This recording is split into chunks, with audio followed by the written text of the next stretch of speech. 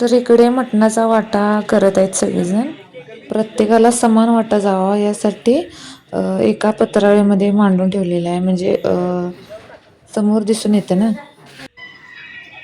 त्यानंतर रक्ती भात रेडी आहे. तर हा घरी नेण्यासाठी प्रत्येकाला असा वाटून दिलेला आहे. त्यानंतर उरलेला रक्ती भात सगळेजण खात आहेत.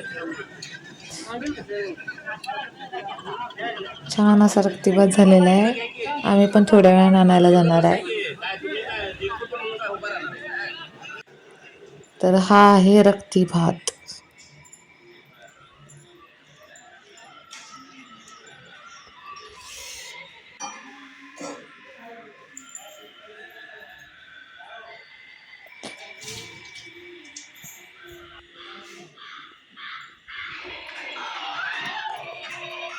आता चल बाबा.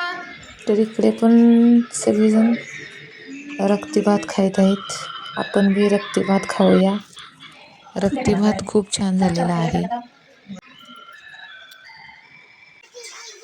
त्यानंतर आईने आणि मी उरलेली सर्व खरकाटे भांडी धुवून घेतली.